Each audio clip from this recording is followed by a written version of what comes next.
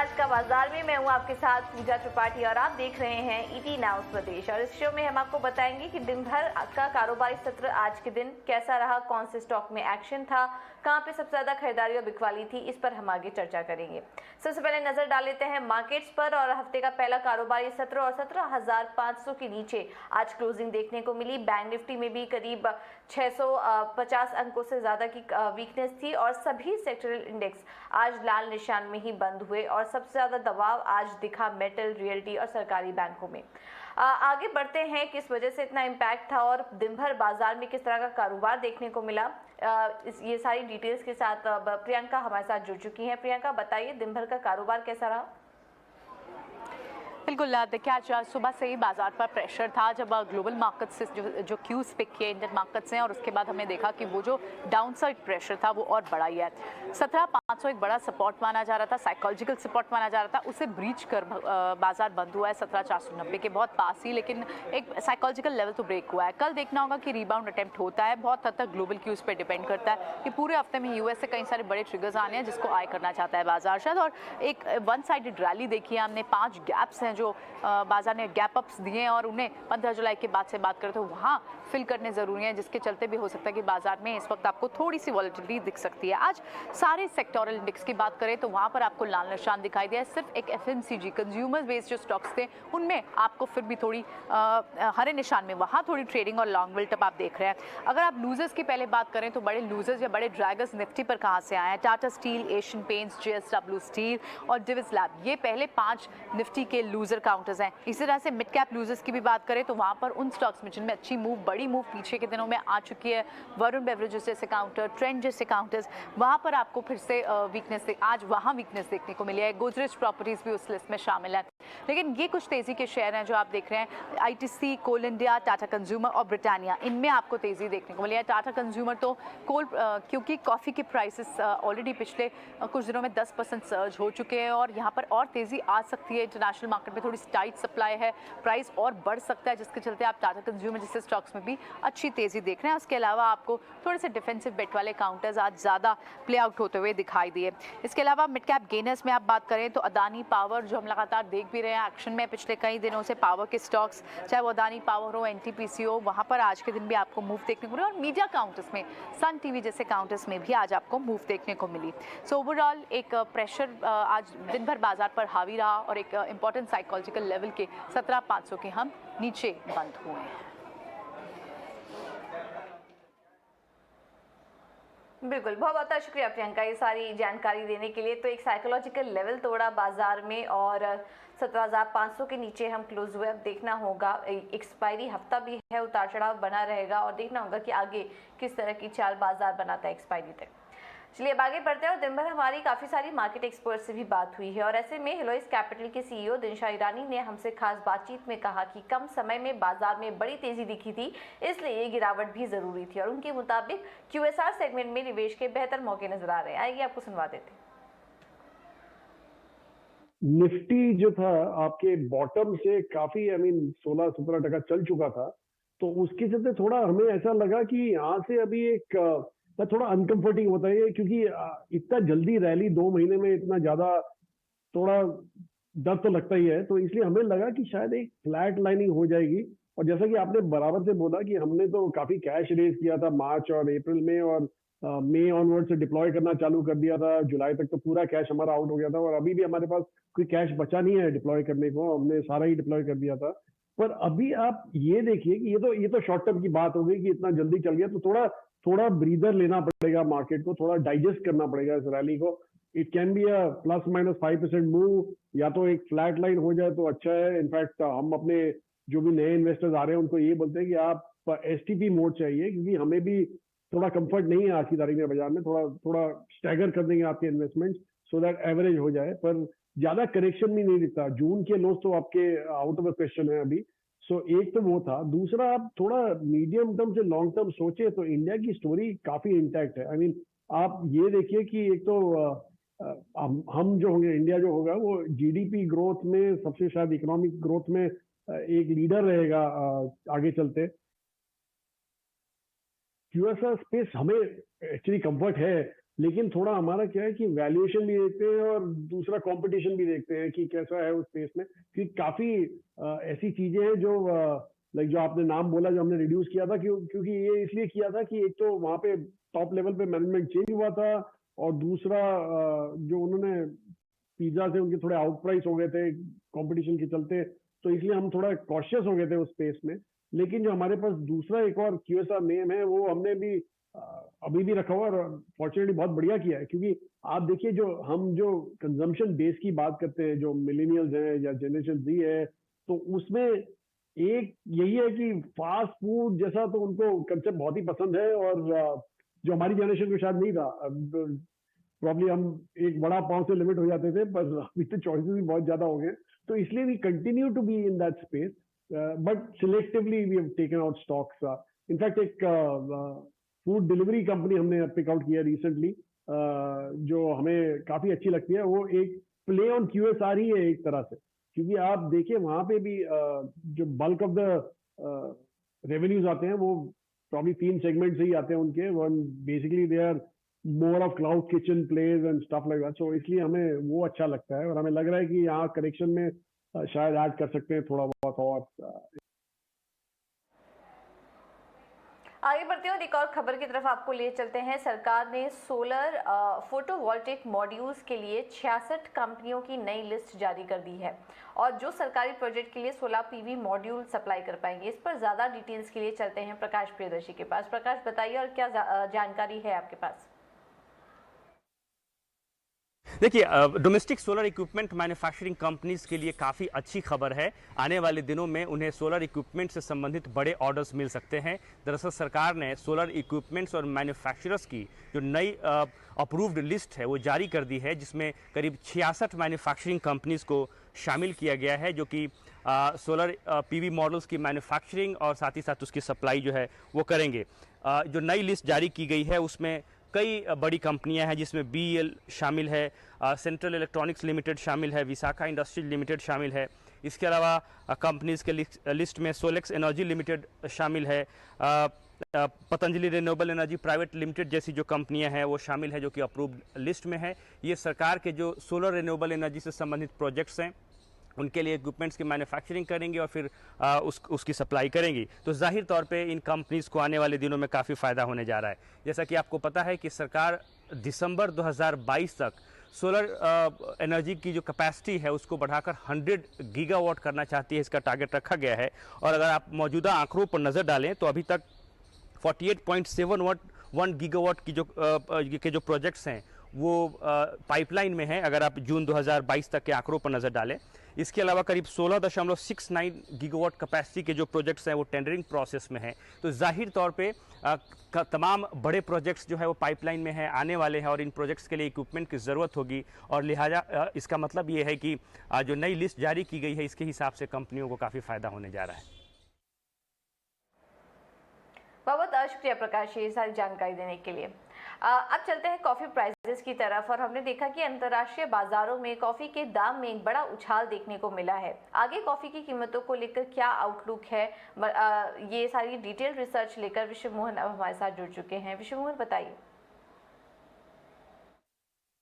देखिए, coffee prices की अगर बात करें तो जुलाई के निचले स्तरों से अब तक कॉफ़ी कीमतों में करीब 10% तक की तेज़ी आ चुकी है। हालांकि पिछले हफ्ते में कुछ नरमी ज़रूर दिखी थी, लेकिन अभी भी भाव काफ़ी ऊपर है जुलाई के निचले स्तरों से, और जो फंडामेंटल्स है वो लगातार तेज़ी के संकेत दे रहा है। ग्लोबल डिमांड की अगर बात करें तो अनुमान ये लगाया जा रहा है कि करीब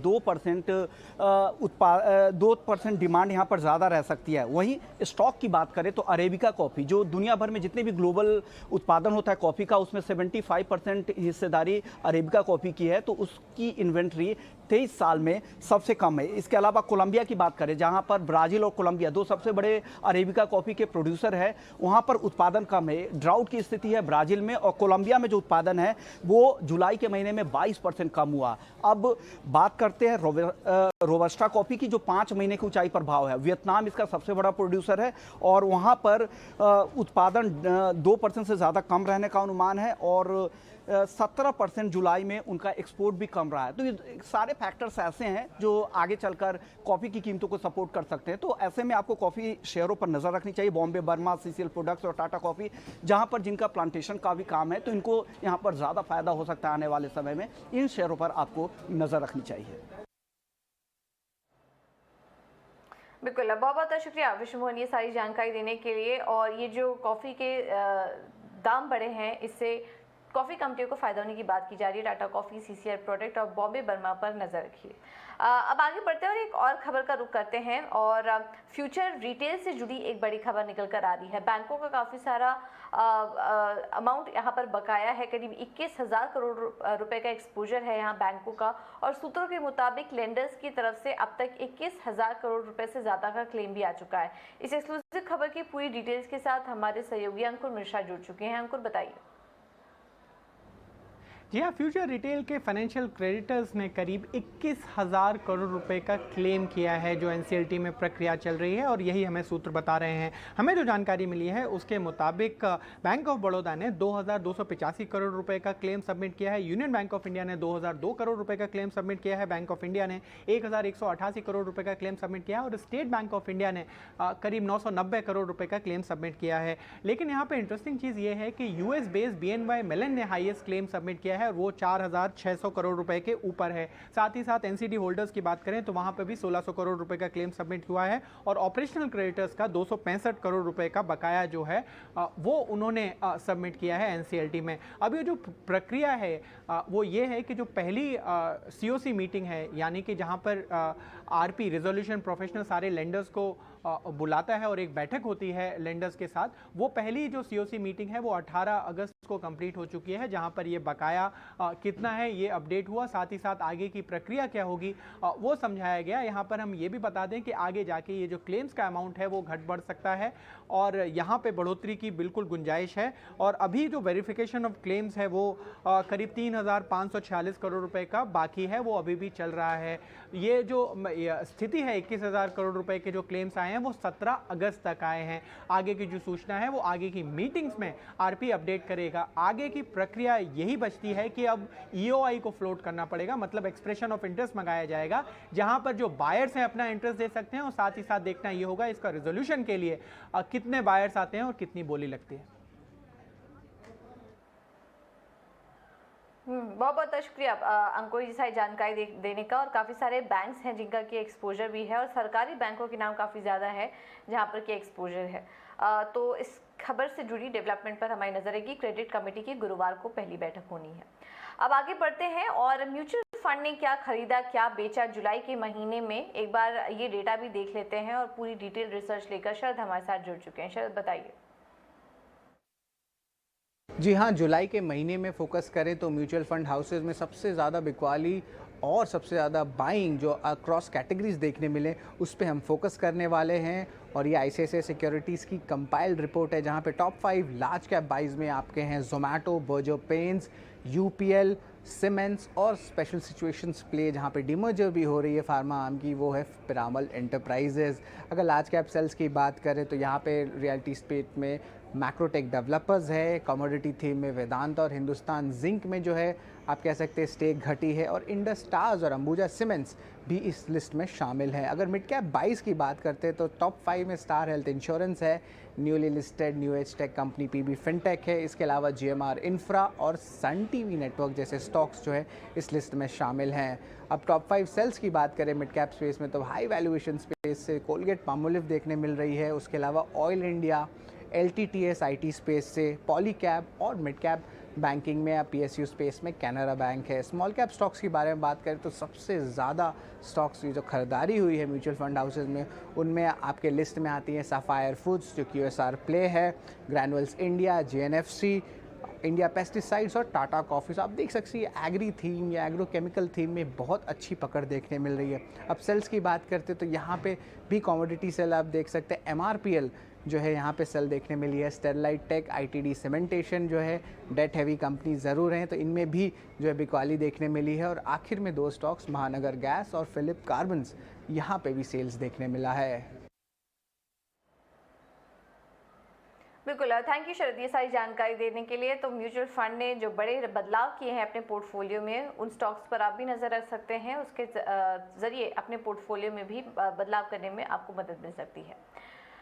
बढ़ो बदलो देश के साथ, इटी नाउ स्वदेश के इसी संदेश के साथ आज की बाजार की नारी शक्ति के पहले सेगमेंट में हमारे वरिष्ठ सहयोगी सौमित्र भुतकर ने मिलेनियम मैम्स की वाइस प्रेसिडेंट नमिता मोहनका से खास बातचीत की। आइए आपको सुनवा देते हैं।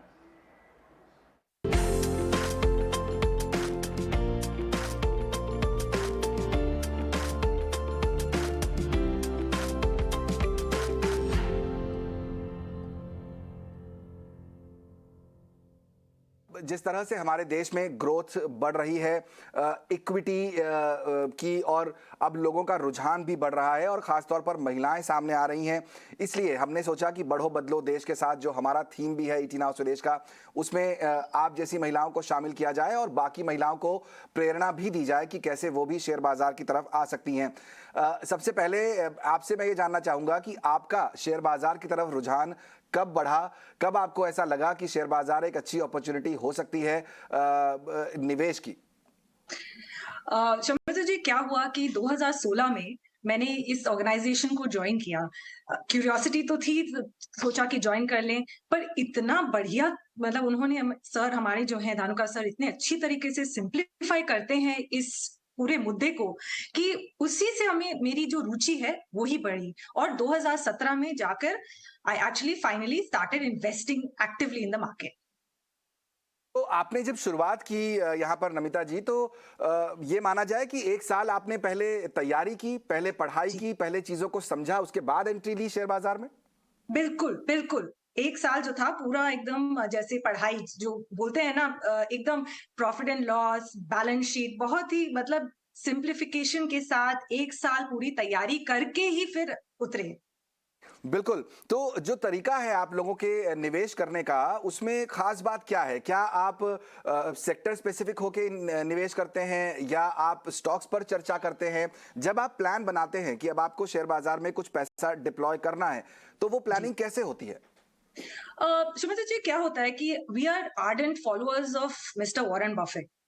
तो हमारे लिए जो है मैनेजमेंट बहुत ही इंपॉर्टेंट है, साथ में मार्केट साइज और मोट। So these are my 3 M's का जो मंत्र है इन्वेस्टमेंट का, वो ही हम उसको फॉलो करके और फिर स्टॉक में इन्वेस्ट करते हैं। क्या आपको लगता है कि जो नए निवेशक हैं, जो हमारे यहाँ की यंग जनरेशन है, नई महिलाएं जो आना चाहती हैं शेयर बाजार में, उन्हें कुछ खास चीजों का ध्यान रखना चाहिए? क्या एडवाइस करेंगी आप? सुमित जी, आपने जो कहा जैसे बढ़ो बदलो इंडिया, इंडिया बदलना निश्चित है। I would like to add one more thing, पढ़ो, बढ़ो और बदलो इंडिया। पढ़ने, there is no substitute to पढ़ाई। तो आप अगर पढ़ेंगे, आप बहुत ज्यादा बेटर इन्वेस्टर बनेंगे और आपको जो जो इन्वेस्टमेंट की कन्विक्शन आएगा और उसी से आपका वेल्थ क्रिएट होगा। कोई एक ऐसा इंसिडेंट आप बताना चाहेंगी नमिता जी, जो आपको लगा कि अच्छा हमने शेयर बाजार में एंट्री तो की है, लेकिन शायद ये गलती हो गई जिससे शायद कुछ सीखने को मिला? अगर आप कोई ऐसी सीख शेयर करना चाहें हमारे दर्शकों के साथ। मैं आपको एक कहानी बताऊं। एक्चुअली बजाज फाइनेंस जो बहुत ही मतलब हम that was the first company जो मैंने पढ़ना शुरू किया, एंड इत्तेफाकन that was the first AGM जो हमने अटेंड किया। हमारे जो मॉड्यूल में सिर्फ पढ़ाई ही नहीं होती है समझो जी, हम लोग एजीएम भी अटेंड करते हैं, अर्निंग्स कॉल भी अटेंड करते हैं, we follow the quarterly result. So इत्तेफाकन the first AGM was Bajaj finance. हम पूना गए थे और वहां पे हमको मतलब राहुल बजाज जी को सुनने का मौका मिला और राजीव जैन जी का। तो बहुत ही उनकी मतलब जो क्लैरिटी थी और जो मैनेजमेंट का कन्विक्शन था, उसी से हमने मतलब I bought into Bajaj finance. पर बहुत it was very early days for me. तो आप बोलिए ग्रीड बोलिए या फिर कैजुअल अप्रोच बोलिए, I book profit in Bajaj finance. तो उसी से मुझे बहुत बड़ी सीख, and everybody knows Bajaj finance कहाँ से कहाँ पहुंच गया। तो उससे बड़ी सीख मिली कि when you have invested in a good company with a good management, stick for the long term. Correct, ये बहुत इंपॉर्टेंट बात आपने बताई यहाँ पर कि शेयर बाजार में भी दो अलग अलग तरह के ब्रॉडली निवेशक होते हैं। एक ट्रेड करते हैं, वो ट्रेडर होते हैं, जो लंबे समय के लिए रहे वो निवेशक। तो आप लंबे समय के लिए अगर अप्रोच कर रहे हैं तो आपको पेशेंस भी रखना चाहिए, जल्दबाजी नहीं करनी चाहिए। नमिता जी, क्या आप हमारे दर्शकों के साथ कुछ ऐसे स्टॉक शेयर करना चाहेंगे या कुछ आइडियाज जो आपने जिसमें बहुत अच्छे रिटर्न्स कमाए हों, जिसमें आपको लगा कि अच्छी तेजी देखने को मिली और शायद आगे भी कुछ ग्रोथ देखने को मिले उसमें?